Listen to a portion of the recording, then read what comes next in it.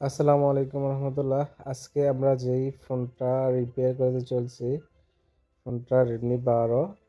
ফোনের মেইন গ্লাসটা কিভাবে চেঞ্জ করতে হয় এটা আমরা সম্পূর্ণ ভিডিওতে তুলে ধরেছি।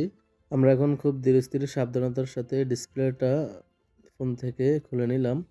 এখন আমরা এটা মেশিনের মাধ্যমে বসিয়ে দেব। মেশিনের মাধ্যমে কয়েক মিনিট বসিয়ে রাখার পর সম্পূর্ণ হিট উঠলে আমরা এটা টাচ গ্লাসটা রিমুভ করব। এখন ফুল হিট উঠে গেছে, আমরা খুব সাবধানতার সাথে ডিসপ্লে থেকে টাচ গ্লাসটা রিমুভ করব। ডিসপ্লে থেকে ভাঙা গ্লাসটা রিমুভ করা খুব সতর্কতার সহিত করতে হয়, খুব ধীরস্থিরভাবে। এখন আমরা এটা ভাঙা গ্লাসটা চেঞ্জ হয়ে গেছে দেখতেছি।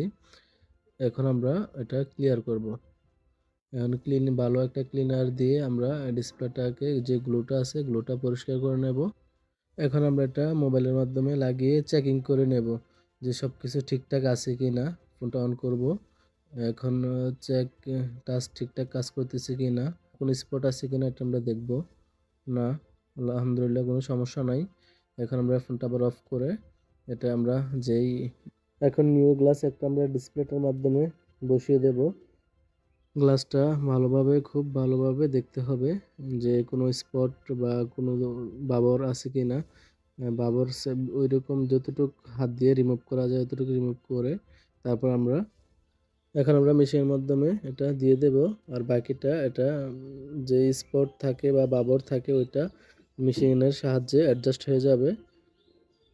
তারপর আমরা এখন মেশিনের মধ্যে ঢুকালাম। এখন মেশিনটা স্টার্ট করব। এটার যে একটা সেলসিয়াস আছে সেলসিয়াসটা দেখে নেব।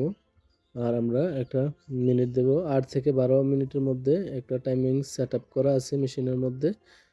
আপনারা চাইলে কম বেশ বাড়িয়ে নিতে পারেন। আমরা সবসময় 8 থেকে 12 মিনিটের মধ্যে রেখে কাজটা করি। এখন আমরা মেশিন কাজটা সম্পূর্ণ হয়েছে, আমরা মেশিন থেকে বার করলাম।